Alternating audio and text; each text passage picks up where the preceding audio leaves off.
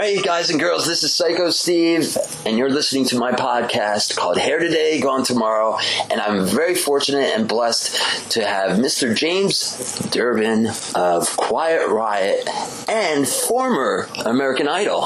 And to me, I thought you should have won, but, you know, whatever. My opinion's just Godspell on my show, not on anybody else's show, so it doesn't matter. Well, thank you. I mean, definitely being a part of it, you know, I thought I should have won, but then I got voted off. You know, it's tough to use voted off because you're not technically voted off. You're not voted through. Right. But I had a blast, and it's the whole reason that I get to keep doing this crazy thing called playing music for a living. Right. Well, let me ask you something, and this is just my perception about American Idol, and I'm not knocking it because I watched it many times, and I actually tried out, but I was too old at the time, which I thought was kind of age discrimination or whatever. I was just like, all these artists, because to me, the reason why I had so much respect for you, like you and Chris Daughtry and Adam and Bo Bryce, you guys were, you didn't do what, they wanted the pop stuff, and no offense to the pop music, because it is talent and great and everything, but I'm a rocker through and through. Hard rock, metal is my core, and you just came in and said, I'm going to do a rock song. You know, I'm not going to do what American Idol wants me to do, and I think maybe that's why you possibly did get, not voted off, but, you know, didn't go to the next step. Well, thank you for lumping me in with those guys. Right. It's a TV show through and through. There's producers on the TV show. It's with a network, so you know there's only so much you can do as far as sticking to your guns, so to speak, and trying to be your own true artist self. Right. I always picked my own songs, whether I sang Wings or 30 Seconds to Mars or Carole King or Judas Priest or Bon Jovi, what have you. Yeah. I always really try to pick what song I sang, which song would help me shine. So you had control of that. I mean, not everybody has control. It depends on how you are. Okay. But I never let anybody sway my song choices. If I really felt that's what I needed to sing. Of course, it's open conversation. Like one day I walked in there like, okay, I want to sing I Wish by Stevie Wonder. I wish your days would come back. Right. I didn't end up singing that song. I ended up singing something else, but it was still like, oh, okay, I could do a different song. It still works. Right on. All right. Not to dredge up anything, but with American Idol, do you still talk to any of the contestants that you went on the journey with? Absolutely. I just recently moved to Nashville last month, and 2 days into being there, went and saw my good brother Casey Abrams play a show out there at City Winery, and our other good brother Paul McDonald, season 10 alumni, showed up, and Paul got up and sang a song with Casey, and then I got up and sang a song with Casey, and Casey and I are very, very close. Same with me and Paul. So we all pretty much keep in contact if anybody's ever got a CD coming out or promoting something. And, a few years ago for the American Idol season finale, which we all knew was inevitable that American Idol would get re-picked up in some form or another. They got picked up by ABC. Right. The current season that's happening, which is running really fast, by the way. We actually had a season 10 reunion, which was a lot of fun. Unfortunately, I think just 2 people couldn't make it. I think those were Casey couldn't make it because he was on tour, and Tia Toscano was getting fitted for a dress, so she couldn't make it. Wow. But everybody else was there, so that was fun. Awesome. Okay. Yeah. And like I said, I did follow you from there, and that's how, we found out about you with Tourette's now, and also with your singing and playing guitar. Do you play any other instruments besides guitar and, of course, your amazing chops? Well, thank you. I can get around everything. Okay. I play bass, but I play bass like I play guitar. And I can sit behind the drum set and pretend, but really it's just guitar and vocals. But I'm getting into producing and engineering, and I want to write songs and I track demos and stuff. I play all the instruments myself. So, if you listened and you didn't know, then you wouldn't know. If you listen and you know, then you know what you're listening for. And then you hear that it's shoddy, but other than that, it's fake it till you make it. Okay. Yeah, that's what I'm trying to do here. So I guess I'm going to take your words of wisdom. So, okay. Speaking of musician friends and everything, and now that you're in Quiet Riot, and I know there was one of your role models or, guys that you looked up to like I do because, hi, it's Quiet Riot, and it's a big shoes to fill because Kevin was a bad mama drama on vocals, And he had big feet, too. Did he really? Literally big shoes, yeah. Right on, okay. For a little guy, I'm surprised. He was a sweetheart. I met him many times, and so have you ever been starstruck? No. Okay, right on. I guess. Let's see, what have I been starstruck? Okay, meeting Hulk Hogan. Okay. I was very starstruck. Right on. It's usually been wrestlers that I've been really starstruck around. Okay. And it's more just like a childlike giddiness. Right. I was starstruck when I met Dave Grohl. Cool. That was awesome. I met him at a autism charity function. Nice. A few years ago. I got to play. I opened the show solo acoustic. Everybody performed solo acoustics. Me, Ryan Bingham, White Buffalo, Rick Springfield, cool. and Dave Grohl.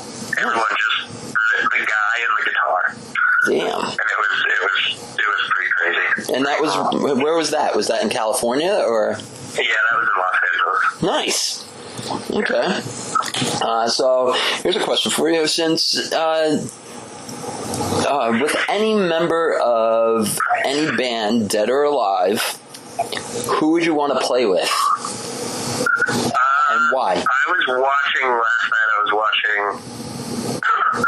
was watching Queen rock Montreal. Right. And I'm sitting there. I'm just like, oh my God, Freddie Mercury never hit a wrong note. Right. Not a single flat, sour note, nothing. Every note was perfectly on point. And so I feel like probably Freddie Mercury, I don't know if that would stand yesterday or the day before or tomorrow, but right now in this moment, which is all that matters, it would have to be Freddie Mercury. Nice. But I don't feel like I would want to sing. I would just want to stand there and just emanate, off of his glow. I just want to be in that, within enough distance to have his glow just affect me. That'd be amazing. Nice. Yeah, he was the greatest. He was a goat. Absolutely. I was very blessed. I got to see him perform. So yeah, I'm showing my age now, but yeah, he was one of a kind. Yeah.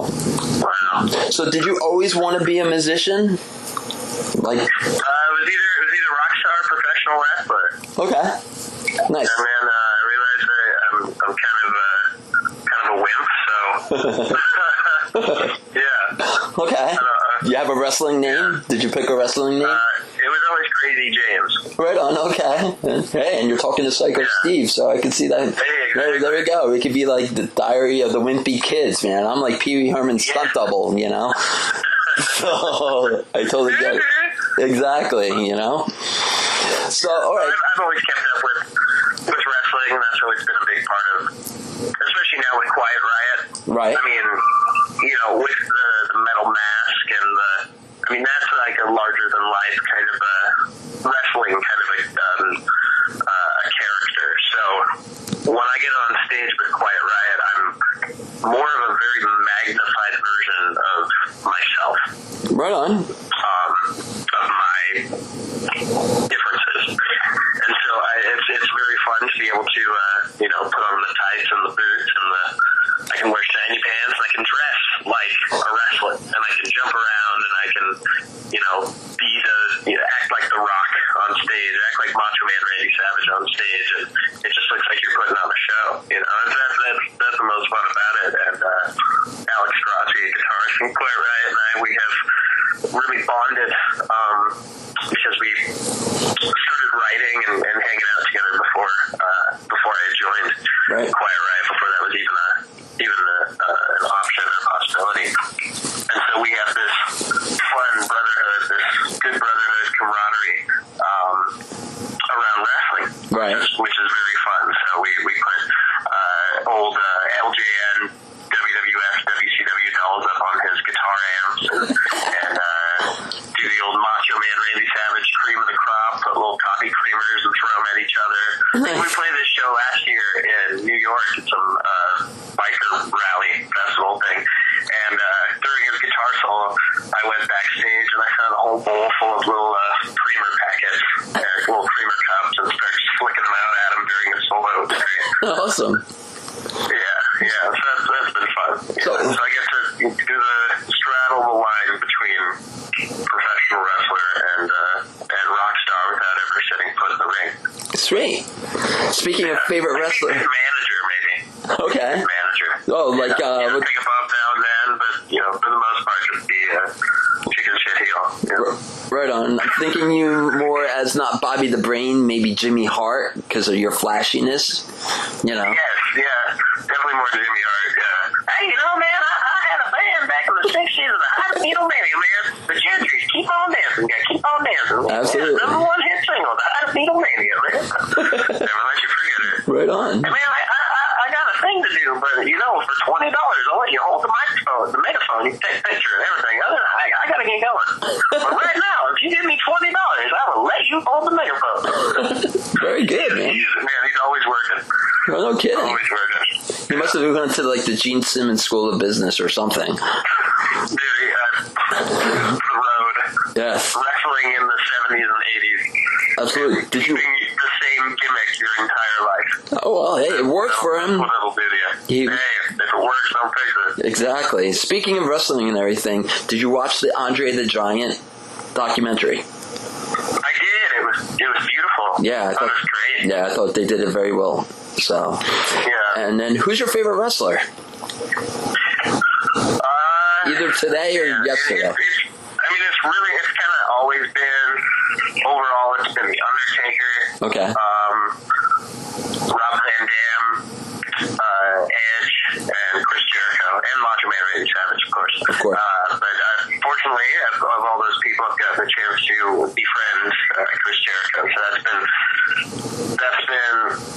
a really humbling thing, especially from my mom's point of view. It's like, oh, you had this guy's picture up on your wall when you were a kid, and you had the action figures, and you dress up as him and take little videos of yourself on the old what were those things, camcorder. Yeah. Pretending to be him, and then suddenly you're going to see concerts with him and eating cheese sticks. That's awesome. Yeah, it's been great. Went and saw him recently in San Francisco play with his band Fozzy. Yeah. Put on one of the greatest rock and roll shows I've ever seen. I totally agree, and he also had very good support acts for him too. The one band is actually from New Jersey. Don't hold it against me. That's where I'm from. Dark Sky Choir, and yeah, they kicked some major ass. John Moyer, Fred is playing in that band, and they just totally blow me away as well. So, speaking of music, do you have a favorite song that you've written, or you've recorded, or you've played out live, or all of the above? Not yet. Okay. Yeah, I'm kind of like, I don't know. I listened to my previous releases, and, well, let me think. For the past few years, my last solo album, Ride on Sunset, Right. there was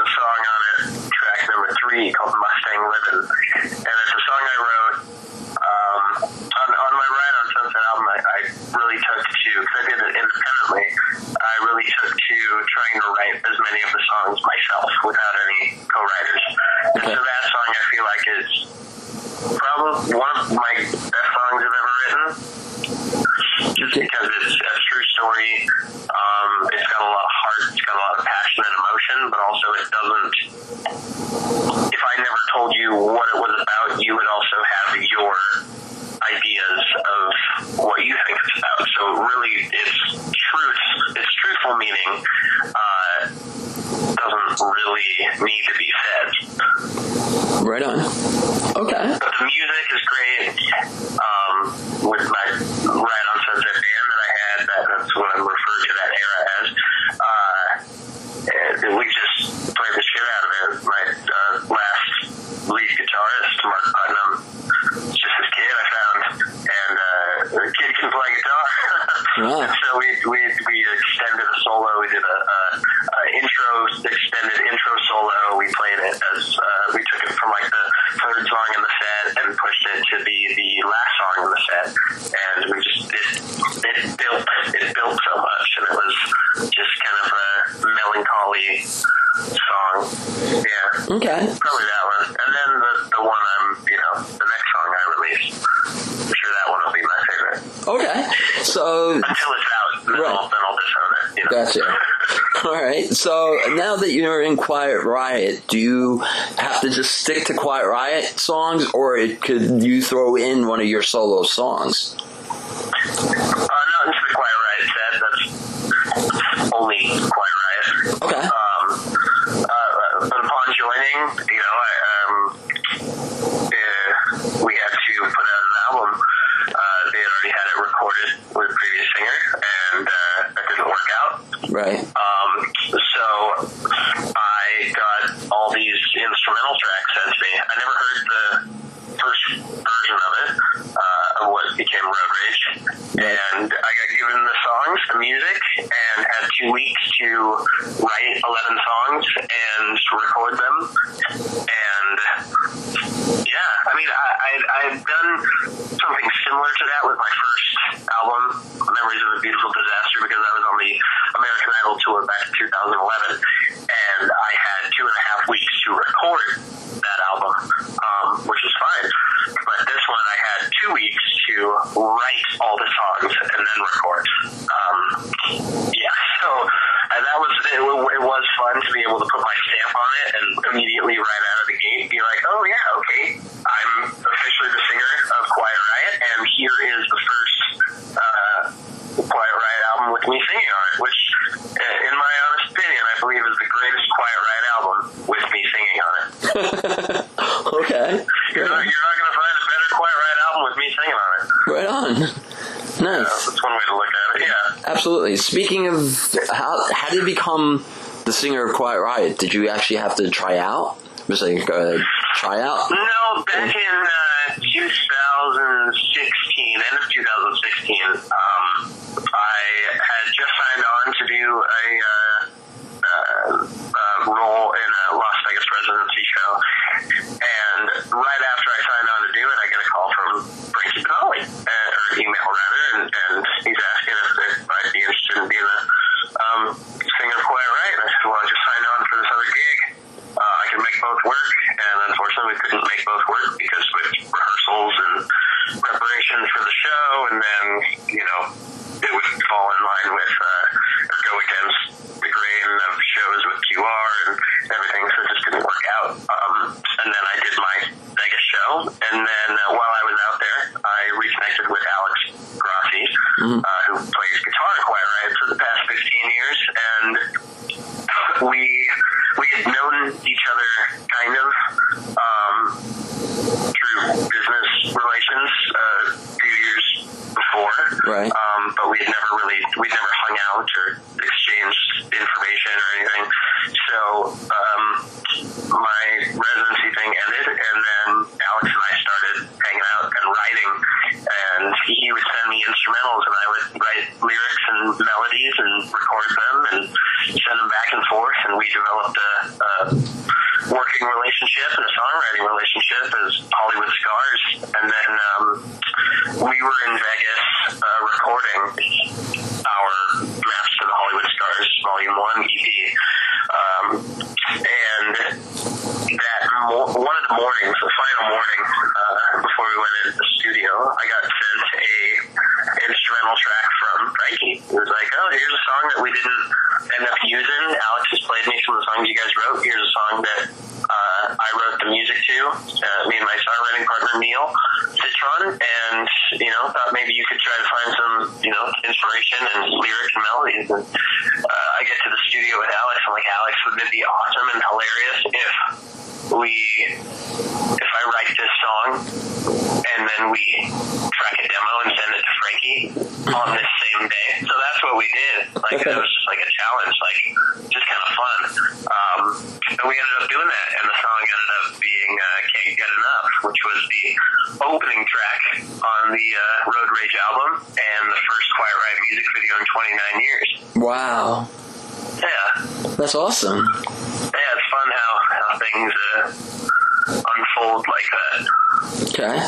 So you mentioned Hollywood Scars. Can we see if that's going to go anywhere, or is that on just like a temporary, a pregnant pause or something? Because, QR does take up a lot of your time, studio-wise, going touring-wise, and then also, you're a dad too, right? And yeah. So, and father and all that. I mean, we definitely have plans to, loose plans. We were going to record, and then, stuff gets booked. Other things take up that priority. Gotcha. But we have enough songs for a full length. I believe what we'll probably do is re-record and remix the first batch of songs from the first EP, and just kind of redo it in a full LP. Cool. 10 songs. I mean, there's some. I think on there is some of my favorite songs I've ever written. One of the songs that we already released is called Till Death. Okay. And that, I think, is the most introspective, personal, deep, emotional feeling song and lyrics that I've ever written. And I don't know, like, on that plane, I don't know how I will top that. Okay. And that features Dizzy Reed of Guns N' Roses on keyboards. Awesome. Which is awesome. He's kind of like he's like the fifth Beatle. Wow. Or the third Scar. Nice. in the Hollywood Scars. So that's really cool. And there's another song that we've yet to release called Give 'Em Hell. That is another one that I can't wait for that song to be released and look forward to playing it because it's another one of the favorites I've ever written. Awesome. Okay. As far as in moving from California to Nashville, what made the change? Is it because of the climate? Is it just a better lifestyle for you, or just have someone? My wife and I we were born and raised, both of us, in the same town of Santa Cruz, California. So it's our native land. I've lived there my whole life. Wow. I turned 29 this year, so I spent 29 years there. Wow. And I've never officially, really moved long-term anywhere else. So, I mean, we've been talking about Nashville for a few years. Yeah, I mean, we just decided, let's just try it out, we got nothing to lose, kids are young, might as well try it out, go out there, experience the Southern hospitality and Southern charm, and everyone's been nice, and things are cheaper. It's really funny. One of my favorite things is produce. The fruit stand at the grocery store and the supermarket, the strawberries and raspberries that are grown in Santa Cruz County, where we are from, and we have to spend like $5 or $6 for a small thing of strawberries. Right. In Nashville, it's like $2. Right.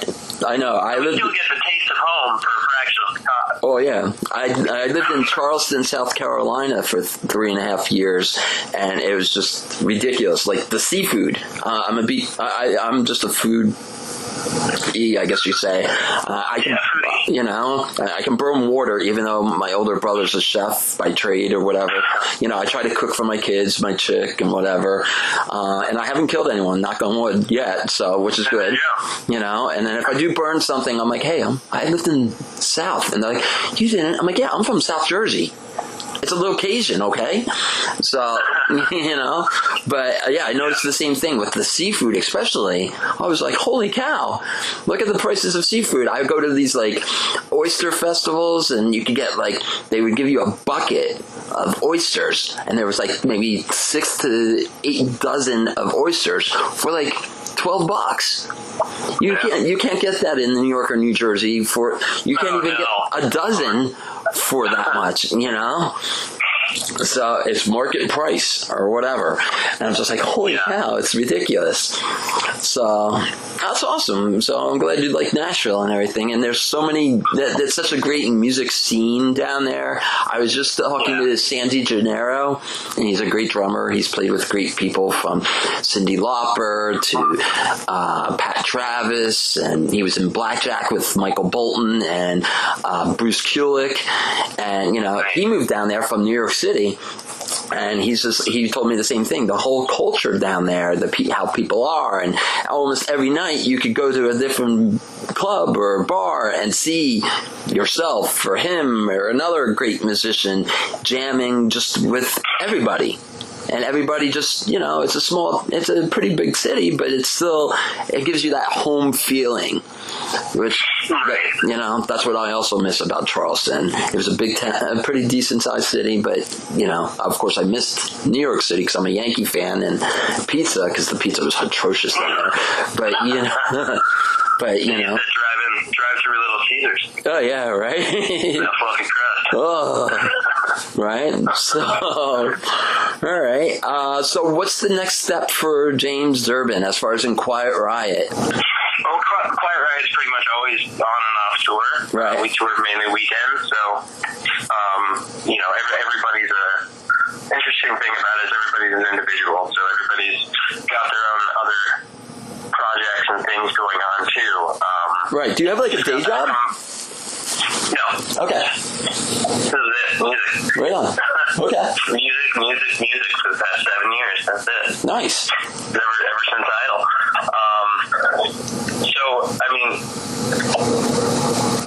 Where was that? We just got back from Milan. We played a show, the Frontiers Rock Festival for Frontiers Music SRL, the record label that Quiet Riot signed to, and they released Road Rage. And while we were there, the concert that we played was filmed and was recorded, so there will be a live CD, DVD coming out in the future. I don't know when, but it will. Awesome. So that's really cool. That's exciting. Which was a kick-ass show, and the crowd was singing. We played Come On Feel the Noise. I couldn't even hear myself. Wow. Give the crowd the microphone. It was great, and then for 5 minutes after we ended, and we weren't even the last band to play. Stryker was the last band, and for the 5 minutes after we hit our last note of Metal Health, the whole crowd was just singing, oh. Wow. Oh. That was so cool. That is incredible. It was awesome. Yeah, so we did the Highway to Hell for a encore there, and then just about midway through the song, I realized how funny it was that we were playing Highway to Hell as our encore right before Stryker came out. Right. Very fitting. There was some laughter in there. That's definitely very funny. So, all right. I'm a bit of a car enthusiast as well. What kind of car do you drive? I got a Jeep Grand Cherokee. Wow. All these musicians I'm interviewing, they're going with the Jeep Grand Cherokee. Sandy Gennaro. Reliable. Yeah. You fit the kids in it. Right. It's sleek. It's not too effeminate, though I have no problem with that. And it's not too masculine, though I have no problem with that. Right. It's masculine enough. It fits the bill. It looks good with dirt on it. It looks just clean. And it gets you from point A to point B. And Right. And, yeah, keeps you safe. Good, reliable car. Gotcha. Yeah, because I interviewed Desmond Child several weeks ago, and he said the same thing. He's just like, I have a Jeep to get the kids to school and everything like that. And he's like, I'm not going to take them in my Bentley, and now they're getting to be old enough to drive. They're definitely not driving my Bentley. I'm like, oh, hell no. Oh, I totally get it. I'm like, my little monsters drive me crazy. To back it up. Yeah, exactly, right? I mean, we're a one-car family. You know, we try to cut down and have our footprint be less on the environment. So, right on. I mean, we used to have more cars, and at some point we were just like, you know, let's try this out. Okay. You know, we cut down on cost, cut down on footprint, and all that. So we've been a one-car family for 5 years. Nice. Yeah. Well, also living in California with traffic and whatnot, I can totally get that. Yeah, there's that too. So. Yeah, it's nice. We try to be minimalist as much as possible. Right on. So it's tough when you have like 15 guitars and, you know, a bunch of wrestling memorabilia and shit from American Idol and all your stage clothes and everything. It's tough to be minimalist, but we try definitely. Donate a lot of stuff. But you can write those things off because those are props. Right, exactly. You know? Which keeps you buying more. Yeah. Exactly. Nice. So, all right, what's in your CD player right now? Dr. Hook, Greatest Hits. Okay. Sexy Eyes. Right on. Okay. And Sharing the Night Together. Who the Fuck is Alice? Nice. And, enjoying some Dr. Hook right now. Interesting. Okay. Right on. Yeah. They're the most unlikely looking band, and they wrote some of the greatest love songs of our generation. Oh, I would totally concur that. All right. Nice. All right. So you have your own personal website, and anything you want to plug, please, the floor is yours, sir. Hey, thank you. You can follow me at Durbin Rock on Twitter, Facebook.com/DurbinRock, DurbinRock. Instagram is at James Durbin Official, and that is also my website, JamesDurbinOfficial.com. Check QuietRiot.band for shows where we're going to be. If you have booking inquiries, all the booking information's up there. Shirt Sickle is a really cool thing. I partnered with the guys over at Pro Wrestling Tees, and they have a offshoot of their site called Shirt Sickle, where you can basically start your own shirt store. And so I've got a bunch of exclusive designs up there, and always putting up new ones and old ones and recycling them through, so they're exclusive and they're not up for everyone forever. And that is Shirt Sickle, ShirtSicle.com/James Durbin Shop. Awesome. Check it out and send me a follow, send me a message. Wow. Send me some love or send me some hate. I'll send you a high five or send you a block. Awesome. Well, I know, like I said, you're quite busy. I just wanted to say thank you from the fans' perspective, my perspective, my producer. He would be very happy to hear that, you know, you are as real as your voice, and keep doing what you do very well. Thank you very, very much, man. I very much appreciate it. You got it. All right. Absolutely. Thank you for having me.